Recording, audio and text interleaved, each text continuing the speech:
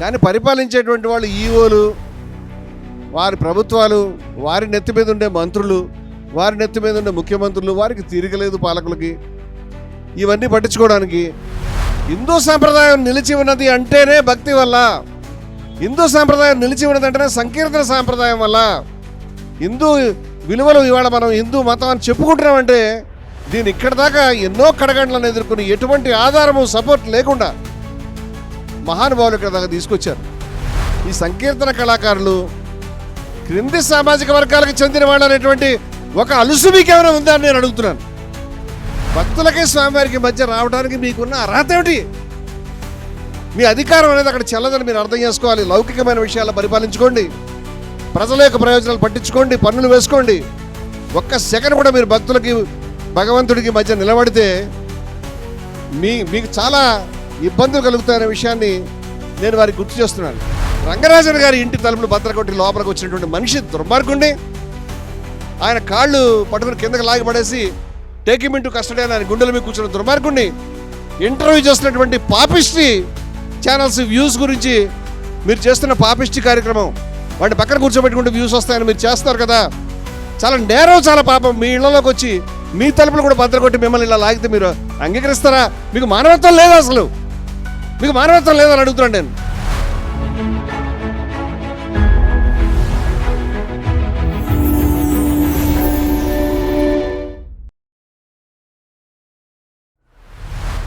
తెలంగాణ నలుమూలల నుంచి తరలి వచ్చినటువంటి కళాకారులందరికీ, పెద్దలకి, విజయశంకర స్వామి గారు సోదర సమానులైనటువంటి లక్ష్మీ నరసింహాచార్యులు గారు, పెద్దలు దరూరి నరసింహాచార్యులు గారు,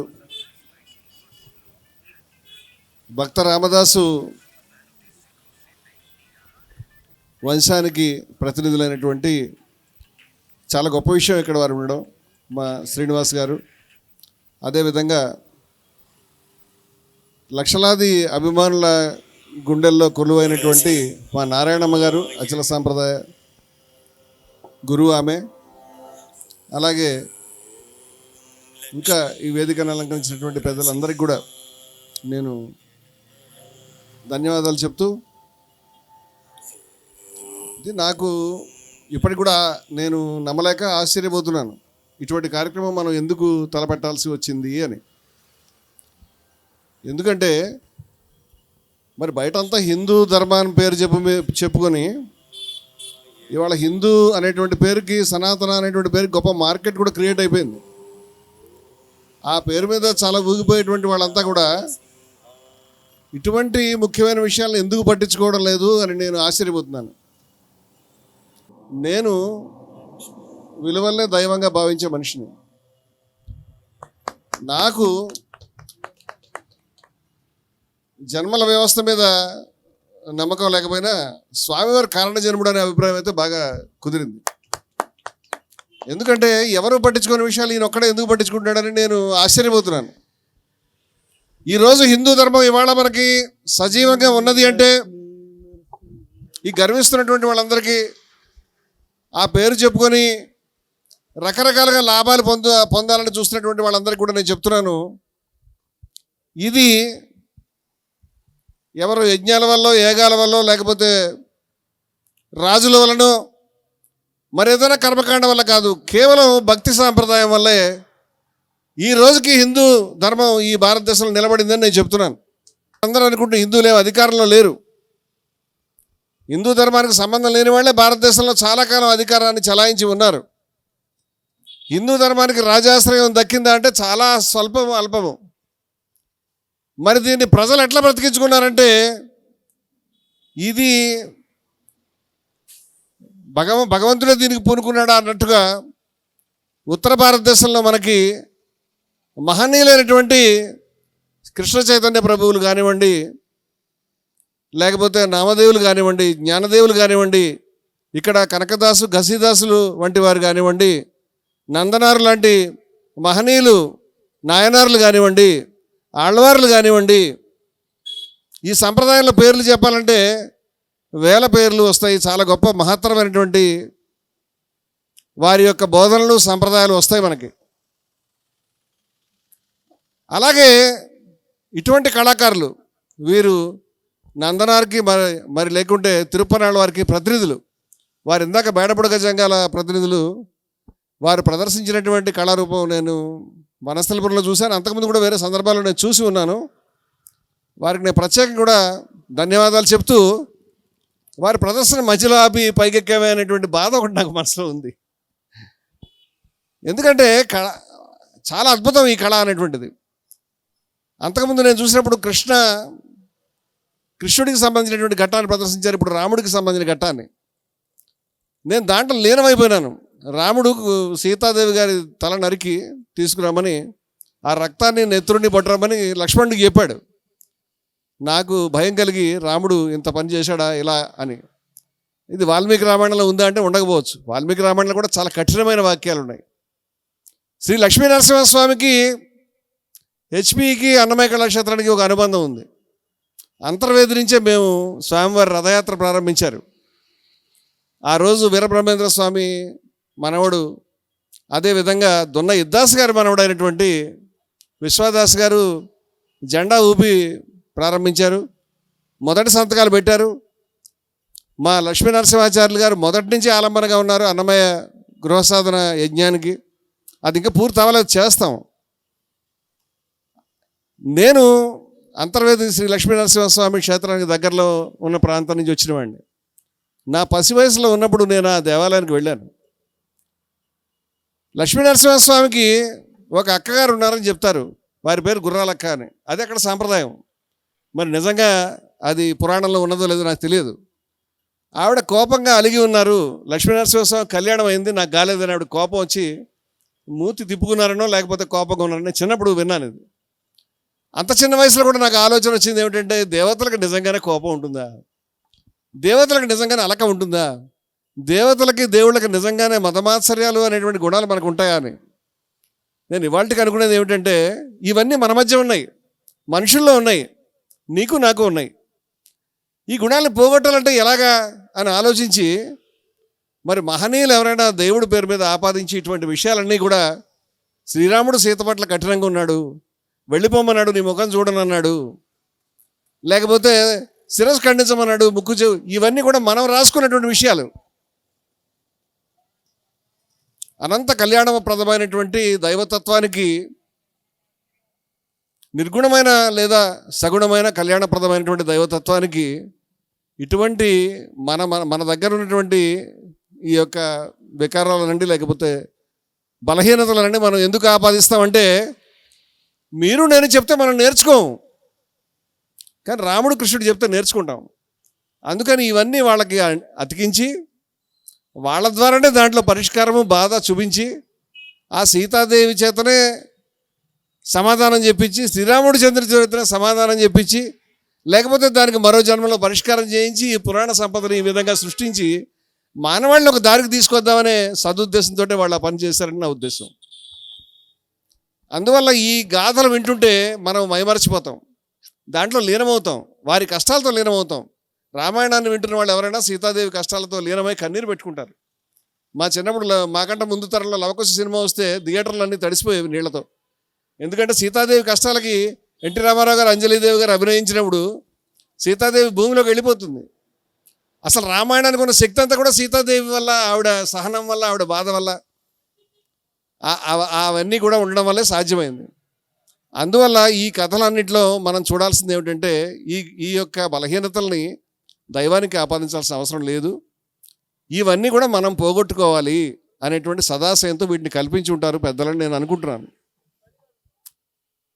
ఈరోజు మనం ఇక్కడ ఎందుకు కూర్చున్నామంటే, లక్ష్మీ నరసింహస్వామి వారి దేవాలయం యాదగిరిగుట్టలో, యాదాద్రి, అక్కడ దేవుడి యొక్క సంకీర్తన చేయనివ్వండి బాబు అని కూర్చున్నాం. ఇది ఎక్కడ ఆశ్చర్యం అండి. ఇది ఇందిరా పార్కు. ఈ పార్కు చెట్లు పెట్టండి అని ఎవరైనా ధర్నా చేస్తామా? పార్క్ అంటాక చెట్లు ఉండాలి కదా, బస్ స్టాండ్ అన్నాక బస్సులు ఉండాలి కదా, హోటల్ అన్నాక దాంట్లో భోజన సదుపాయాలు ఉండాలి కదా. ఇది దేవుడి దేవాలయం కట్టి దైవ సంకీర్తన చేయడానికి ఇక్కడ ఇది మొదటిసారి కాదు. యాదగిరిగుట్టలో ఇంతకంటే భారీగా జనాలను తీసుకొచ్చి స్వామివారు 3 సంవత్సరాల క్రితం చాలా వైభవంగా ఈ విధంగా ఒక కళా సమ్మేళనాన్ని వారు జరిపారు. మా శేషు గారు దగ్గర నుండి జరిపించారు. ఆ రోజే పరిష్కారం అయినట్టుగా అనిపించింది. కానీ పరిపాలించేటువంటి వాళ్ళు ఈఓలు, వారి ప్రభుత్వాలు, వారి నెత్తి మీద ఉండే మంత్రులు, వారి నెత్తి మీద ఉండే ముఖ్యమంత్రులు, వారికి తిరగలేదు పాలకులకి ఇవన్నీ పట్టించుకోవడానికి. నేను అడుగుతున్నాను, మరి ఈయనొక్కడు కారణ జన్మని ఇందాక ఎందుకన్నానంటే, హిందూ సాంప్రదాయం నిలిచి ఉన్నది అంటేనే భక్తి వల్ల, హిందూ సాంప్రదాయం నిలిచి ఉన్నది అంటేనే సంకీర్తన సాంప్రదాయం వల్ల, హిందూ విలువలు ఇవాళ మనం హిందూ మతం అని చెప్పుకుంటున్నామంటే దీని ఇక్కడ దాకా ఎన్నో కడగండ్లను ఎదుర్కొని ఎటువంటి ఆధారము సపోర్ట్ లేకుండా మహానుభావులు ఇక్కడ దాకా తీసుకొచ్చారు. ఆ రోజు రామదాస్ గారిని జైల్లో పెట్టినటువంటి పాలకుల వారసుల మీరని నేను అడుగుతున్నాను. ఇదేమి దారుణం అండి? ఇదేమి దారుణం? ఇది ఒక్క ఆలయం కాదండి. స్వామివారి ఒంటిమిట్ట శ్రీరామచంద్రుడి ఆలయంలో అఖండ హరినామ సంకీర్తన గురించి అక్కడ ప్రయత్నం చేసి నిరాహార దీక్ష చేసి విజయం సాధించారు. వారి గురించి చెప్పుకోరండి. తిరుపతిలో కలియుగ వైకుంఠం అని చెప్పే తిరుపతిలో కూడా అఖండ హరినామ సంకీర్తన వారు సాధించారు. ఇలా ఎన్నో దేవాలయాల్లో ఎందుకంటే ఈ యొక్క భజన బృందాలు, ఈ యొక్క చేసేటువంటి వాళ్ళు, ఈ సంకీర్తన కళాకారులు క్రింది సామాజిక వర్గాలకు చెందిన వాళ్ళు అనేటువంటి ఒక అలుసు మీకేమైనా ఉందా అని నేను అడుగుతున్నాను. జనాభాలో 90% ఉండేటువంటి ప్రజలు ఏ రకమైన మర్యాద మన్ననను నోచుకోకుండానే ఈ సంప్రదాయాన్ని ఇప్పటిదాకా నిలబెట్టుకుంటూ వచ్చారు. వారికి ఈ చిన్న ఆధారం కూడా మీరు కల్పించలేరా? స్వామివారి వచ్చి అడిగి నిరాహార దీక్షలు లేకపోతే ధర్నాలు చేసేదాకా ఇది సాధ్యం కాదా అని 7వ తారీఖు వాస్తవంగా ఈ సభ ఇక్కడ రేపు జరగాల్సి ఉన్నది. వారు తలపెట్టింది 7వ తారీఖే. కేవలం 24 గంటల వ్యవధిలో దాన్ని ప్రీపోన్ చేస్తున్నారు స్వామివారికి. నేనన్నాను, చాలామంది భక్తులకు ఇబ్బంది అవుతుందండి, సమాచారం వెళ్ళదేమో అని. వాస్తవంగా ఈ రోడ్డు సరిపోనంత జనం వస్తారని వారు అంచనా వేశారు. రేపు మనం అనుకోని విధంగా ఆర్టీసీ సమ్మె ఉన్నది. అందువల్ల మన ప్రజలంతా కూడా చాలా సామాన్యులు, వాళ్ళకేదో ప్రత్యేకమైన బస్సులు పెట్టి అవేవో ఏర్పాట్లు చేసి ఇక్కడ దాకా తెచ్చి ఎవడు లేడు. వాళ్ళ డబ్బులు వాళ్ళు తీసుకొని వస్తున్నారు. వాళ్ళకి ఆర్టీసీ బస్సు ప్రధానమైన సాధనం. అందువల్ల వారు మార్చుకున్నారు దాన్ని. ఆ సమాచారం బహుశా ఎక్కడికి వెళ్ళకపోయి ఉండొచ్చు అని అనుకుంటున్నాను. కానీ లక్షల మంది, కోట్ల మంది ప్రజల యొక్క హృదయ స్పందన మన ఉద్యమంతో పాటు ఉందనే విషయాన్ని నేను చెప్తున్నాను. నేను ఈ మాట చూస్తున్నాను, లైవ్ కూడా పోతున్నాయి. ఇది ఖచ్చితంగా చాలా దూరం వెళ్తుంది. ఈ అఖండ హరినామ సంకీర్తన యాదగిరిగుట్ట గురించి ఇన్నిసార్లు చేయాల్సి రావడం చాలా అవమానం.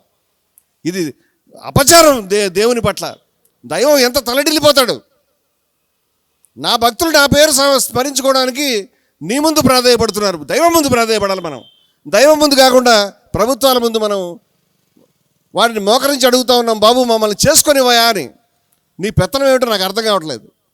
ఇది చాలా అవమానకరం, చాలా దుస్సహం ఈ పరిస్థితి. స్వామివారు అనేకమైనటువంటి కార్యాలను ఈ విధంగా తలపెట్టి ఉన్నారు. అన్నమయ్య గృహసాధన సమితి కార్యక్రమం చెప్తాను నేను. మరి దీని మీద 11.5 లక్షల సంతకాలు సేకరించిన తర్వాత సుమారుగా 10,000 కిలోమీటర్ల రథయాత్ర చేసిన తర్వాత, కొన్ని వందల దేవాలయాల్లో అర్చనలు చేయించిన తర్వాత, అనేక ప్రెస్ మీట్లు జరిగిన తర్వాత, అనేక సందర్భాలు దీన్ని ఎత్తిపట్టిన తర్వాత, శ్రీ రంగరాజన్ వారింటి వంటి ప్రముఖులు దీనికి వచ్చి ఈ చరిత్ర అంతా కూడా అన్నమయ్య చరిత్రని, అదేవిధంగా ఈ ఉద్యమ చరిత్రను కూడా ఆవిష్కరించిన తర్వాత కూడా ఈ రోజుకి అక్కడి ప్రభుత్వంలో వారు స్వామివారితో మాట్లాడుతున్నారు. మేము చేస్తామండి అని సహనానికి పరీక్ష పెడతా ఉన్నారు. మహనీయుడు అన్నమయ్య గృహాన్ని మీరు కూల్చడమే నా అన్యాయం అయితే దాన్ని మళ్ళీ కట్టండి అని అడిగితే ఇంత అలసత్వమా? ఇది ఏ విధంగా సహించాలి? అదేవిధంగా కాశీనారాయణ క్షేత్రాన్ని కూడా నేను ప్రస్తావించాలని అనుకుంటున్నాను. శ్రీ నారాయణమ్మ గారు అలాగే స్వామివారు వీళ్ళంతా నడుము కట్టి అక్కడికి వెళ్ళారు. అడిగినంత తడవుగా ఆయన లక్షల మందికి ప్రతిరోజు ఉచితాన్నదానం అనేటువంటి దాన్ని ఒక వ్రతంగా ప్రారంభింపజేసి ఒక గొప్ప ఆధ్యాత్మిక విలువల్ని ప్రజల్లో తీసుకొచ్చినటువంటి అవధూత కాశీనాయన. ఈ కాశీనాయన క్షేత్రాన్ని ఏ విధంగా అన్నమయ్య గృహాన్ని కూల్చారో కాశీనారాయణ క్షేత్రం దగ్గర కూడా ఎంత ఒత్తిడి బయట లోపల ఎదుర్కొని కూడా ఈ స్వామి గారు చాలా తీవ్రమైన ఒత్తిడి వచ్చింది. చెప్తే ఆశ్చర్యపోతారు. మీరు చేయడానికి వీల్లేదనే ఒత్తిడి సహజంగానే ధర్మ వ్యతిరేకుల దగ్గర నుంచి రావచ్చు, కానీ ధర్మం పేరు చెప్పుకునే వాళ్ళ దగ్గర నుంచి కూడా వచ్చింది ఆయనకి. దాన్ని తట్టుకొని నిలబడి అక్కడికి వెళ్ళి అక్కడ మన మల్లికా వల్లభ ఈయన మన వాళ్ళంతా వెళ్ళి అక్కడ చేసిన తర్వాత మంత్రి గారి నుంచి ప్రకటన వచ్చింది, రండి స్వామి. ఆ తర్వాత కూల్చాం కాబట్టి మేము కట్టేస్తామని కడుతున్నారు, కానీ ఈ సమస్యకు శాశ్వత పరిష్కారం చేయండి అని అడుగుతా ఉన్నాం. ఆ కాశిరెడ్డి నాయన ఆశ్రమంలో వాడుకున్నటువంటి కేవలం కొన్ని గజాల నేల అటవీ భూమిని నష్టం చేస్తుందని నేను అనుకోవట్లేదు. అటువంటి భూమిని ప్రభుత్వం కంపెన్సేట్ చేయగలుగుతుంది. ఆ భూమిని అటవీ శాఖ ఇవ్వండి, అటవీ శాఖ నష్టం కలిగించాలనే అభిప్రాయం అటు కాశిరెడ్డి నాయనకు కానీ ఇటు ఆధ్యాత్మికవాదులు ఎవరికీ ఉండదు. కానీ ఆ భూమికి శాశ్వతమైనటువంటి పట్టా ఇవ్వాలి. మీరు బస్సుల్ని రద్దు చేసిన తర్వాత కూడా 6 కిలోమీటర్లు నడుచుకుంటూ వందలాది భక్తులు ప్రతిరోజు ఆ క్షేత్రాన్ని దర్శించి జ్యోతి క్షేత్రాన్ని అక్కడ వారి సమాధిని దర్శించుకొని భోజనం ప్రసాదం స్వీకరించి వెళ్తున్నారని నేను విన్నాను. అటువంటి చాలా గొప్ప విషయం ఇది. ఇటువంటి కార్యక్రమాలను ఈయననే ఎందుకు పట్టించుకుంటున్నారు? భక్తి కళా ప్రతినిధులైనటువంటి భజన కళాకారుల్ని ఆదుకోవాలని, వారిని గుర్తించాలని కాలికి బలపం కట్టుకుని వేలు కాదు ఇప్పటికీ మన స్వామి గారు 2 తెలుగు రాష్ట్రాల్లో లక్షల కిలోమీటర్లు ఆయన పాదయాత్ర లెక్కేస్తే, మీరు ఆయన యాత్ర లెక్కేస్తే తిరిగాడు ఆయన.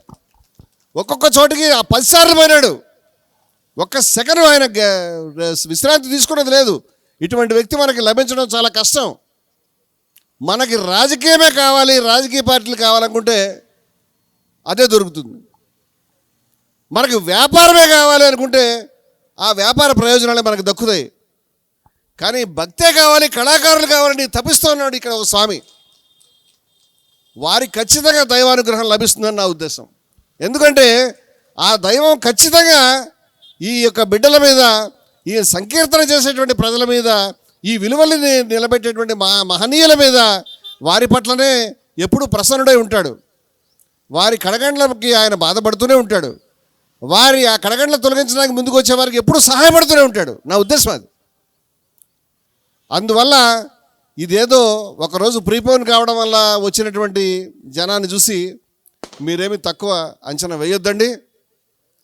తక్షణమే యాదాద్రిలో అఖండ హరినామ సంకీర్తనకి వీరు తీసుకెళ్ళి దాన్ని సెక్రటేరియట్లో కానీ లేదా యాదగిరిగుట్టలో కానీ, వారి ఆలోచన ఏముందో నాకు తెలియదు, కానీ ఈ భక్తుల విన్నపాన్ని అందజేసినప్పుడు ఈ ప్రభుత్వానికి మేము చెప్తా ఉన్నాము, దయవుంచి ఈ మాట వినండి. మీ ఉద్దేశాల పట్ల మాకు ఏ రకమైన శంక లేదు, మిమ్మల్ని ఎవరిని నిందించాలని ఆలోచన లేదు, మాకు రాజకీయ ప్రయోజనాలు కోరుకోవడం లేదు. మేము ఒకటే కోరుకుంటున్నాము, ఏ ఆశయంతో ఆ యొక్క ఆలయం ఇవాళది కాదు. మీరు మధ్యలో రాత్రి నిర్మాణాలు చేశారు, మంచి పని ప్రభుత్వాలు వచ్చి, కానీ ఆలయం ఇవాళదండి. స్వామి స్వయంభూ కదా అక్కడ. ఆ క్షేత్రంలో స్వామివారికి భక్తులకి మధ్య ఎవరైనా అడ్డొస్తారండి? భక్తులకి స్వామివారికి మధ్య రావడానికి మీకున్న అర్హత ఏమిటి?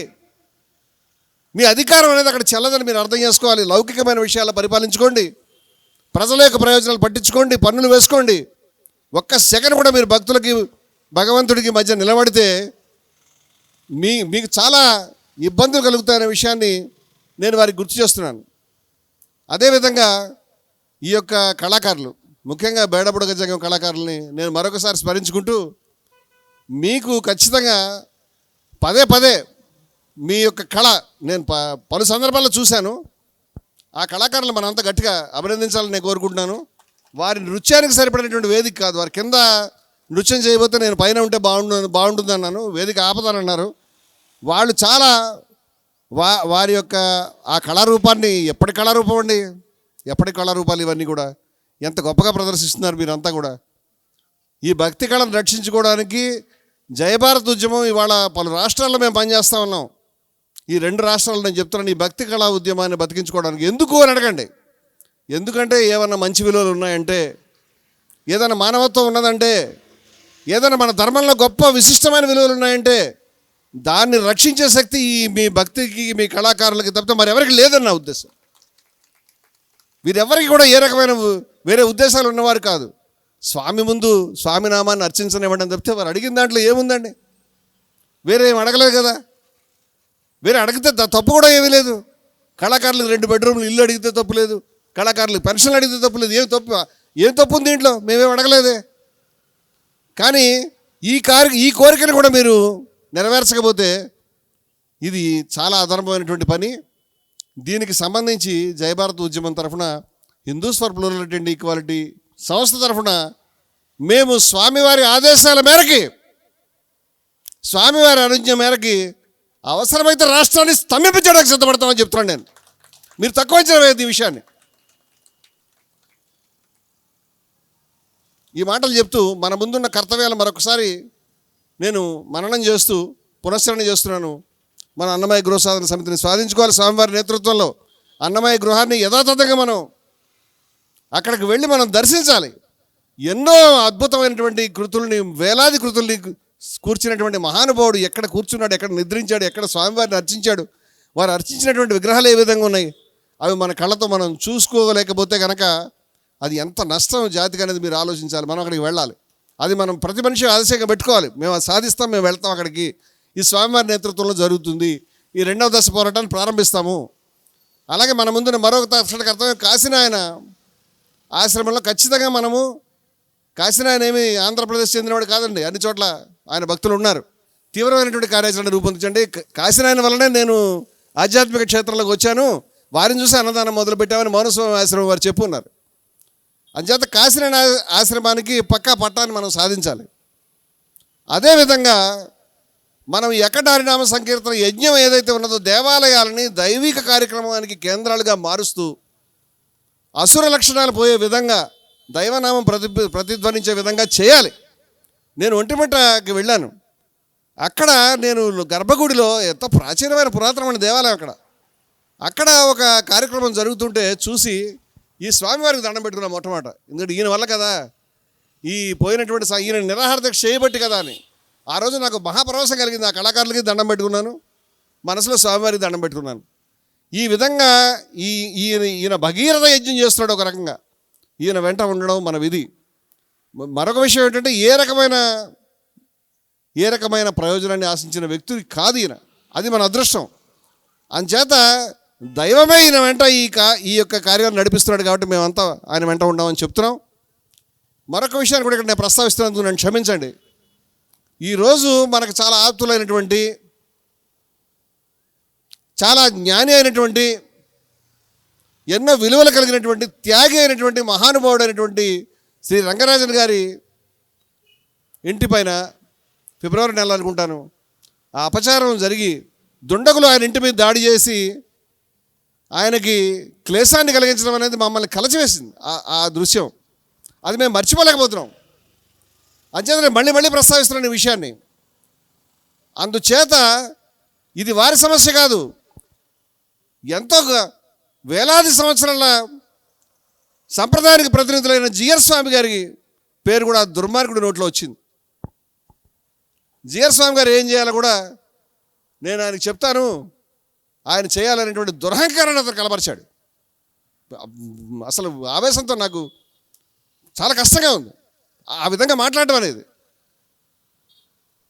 ఇటువంటి ఒక క్రిమినల్ని, ఒక పర్వర్టెడ్ పర్సన్ని మీరు మానసిక రోగిని మానసిక చికిత్సాలయానికి తీసుకెళ్ళకుండా వాడు తయారు చేసినటువంటి ఒక సైన్యాన్ని, ఆ యూనిఫారాల్ని, ఆ బూట్లని చూసి మురిసిపోతూ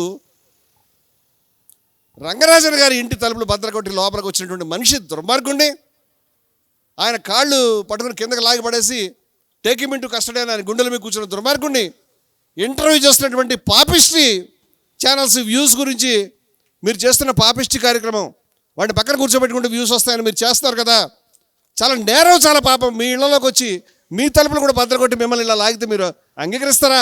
మీకు మానవత్వం లేదా? అసలు మీకు మానవత్వం లేదని అడుగుతున్నాను నేను. అతను నేను చూడకూడదు చూశాను, చేయకూడదు చేశాను, రకరకాలు ఉన్నాయని అబద్ధ ప్రచారం చేసి ఆయన కళ్ళమ నీళ్ళు పెట్టుకుని ప్రెస్ క్లబ్లో చెప్పినాడు.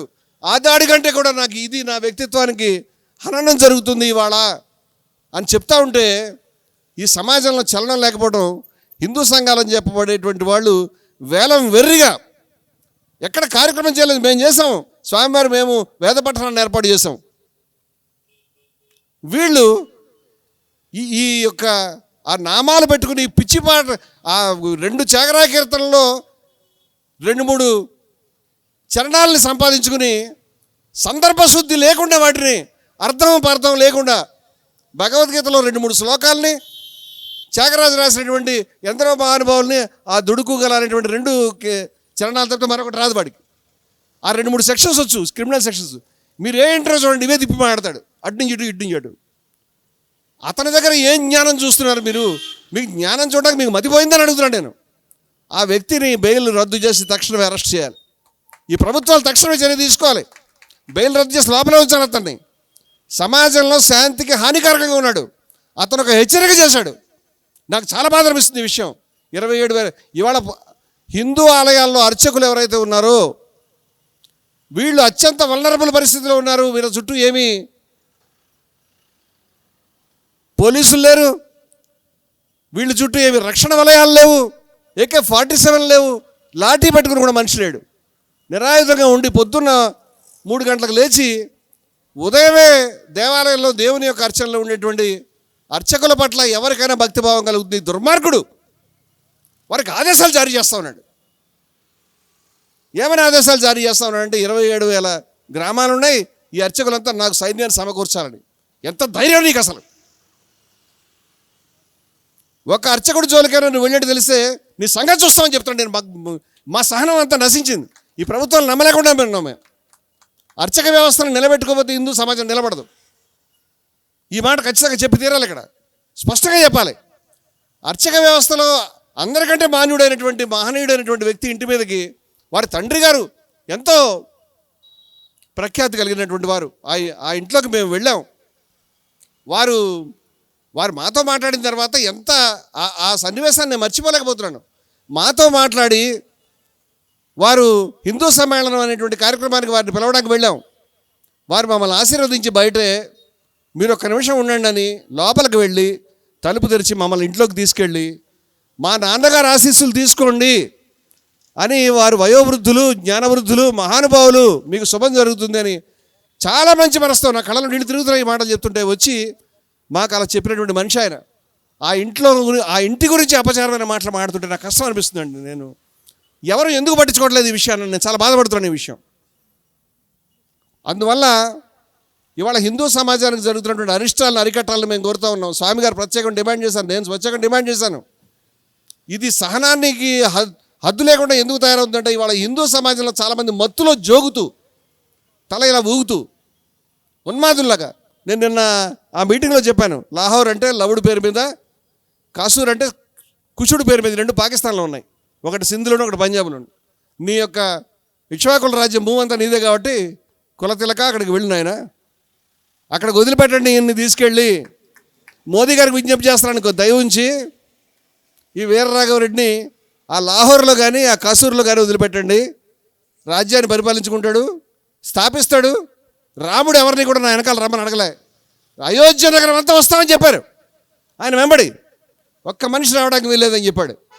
ఆయన దాటి వెళ్తుంటే అయోధ్య అంతా ఖాళీ అయిపోయేది. అసలు ఒక్క మనిషి రావద్దు. ఆయన అనుమతి ఇచ్చింది కేవలం ఆయన సోదరుడికి, ఆయన భార్యకి. కులతిలక నువ్వు రాముడిని అనుసరించే ధైర్యం ఉంటా నీకు? ఆయన అరణ్యాల్లోకి రాక్షసుల దగ్గరికి వెళ్ళాడు ఒక్క మనిషి. యుద్ధం చేసినప్పుడు ఎవరు పర్మిషన్ తీసుకోలే. నీకెందుకు మేము రిక్రూట్ చేయాలి? నీకెందుకు రిక్రూట్ చేయాలి? సిగ్గులేదు నీకు? రామాయణం చదువుకున్నావా? నీకేమర్థమైంది? నీకు అర్థమైందంత తలకిందులకు అర్థమైంది. నీకేమైనా అర్థమైనా నీకు తలకిందులకు అర్థమైన అభ్యంతరం లేదు. అర్చకుల పేరు మీద నువ్వు ఆదేశాలు జారీ చేస్తుంటే జిఆర్ స్వామి వంటి వారి పేరు రంగరాజన్ స్వామి వారి ఇంటికి వెళ్ళినందుకు పాశ్చాత్తాపడు. నువ్వు బహిరంగంగా పాశ్చాత్తాపడు. చెంపలు వేసుకో టీవీలో. తప్పైందని చెప్పు. అప్పుడు నేను క్షమించాలలేదు హిందూ సమాజం ఆలోచిస్తుంది. కానీ ఇష్టం వచ్చినట్టు నువ్వు మాట్లాడుతున్నటువంటి విధానం ఏదైతే ఉన్నదో చాలా కష్టం కలిగిస్తూ ఉన్నది. ఈ విషయాన్ని మనవి చేస్తూ యాదాద్రి అఖండ హరినామ సంకీర్తనమే కాదు, స్వామివారు తలపెట్టినటువంటి ఏ దేవాలయంలోనున్నా వారి యజ్ఞం ఆగేది కాదు. వారి యజ్ఞం తిరుపతిలో ఆగలేదు, వారి యజ్ఞం ఒంటిపెట్టలో ఆగలేదు, వారి యజ్ఞం మరో చోట ఆగలేదు. మనమంతా వారి వెంట ఉందాం. అలాగే స్వామివారికి నేను విన్నవిస్తున్నాను, దయవుంచి నిరుపేదలైనటువంటి ఈ యొక్క భజన కళాకారుల యొక్క డిమాండ్లని వారిని కాపాడుకోవాలి. అది మన బాధ్యత. వాళ్ళు చెప్పరు ఆ విషయాన్ని. అంచేత ఈ కళల్ని మనం కాపాడుకోవాలి. వాళ్ళని ఆర్థికంగా రక్షించుకునే విధానానికి కూడా మనం కొన్ని డిమాండ్లు ముందు పెట్టేటువంటి పరిస్థితి. ఇహము పరము అన్నారు కదండి, అంత పరమైతే ఎలాగా? కొంత ఇహం కొంచెమైనా ఉండాలిగా. అంచేత ఎందరినో కాపాడుకుంటాం, వారిని కూడా మనం కాపాడుకునే విధంగా ఏర్పాట్లు దేవాదాయ ధర్మాదాయ శాఖ నుంచి చేసే విధంగా మనం భవిష్యత్తులో ఉద్యమాన్ని విస్తృతపరచుకోవాలని కోరుతూ నేను అందరికీ కూడా అభినందనలు తెలియజేస్తూ ముగిస్తున్నాను. జై భారత్.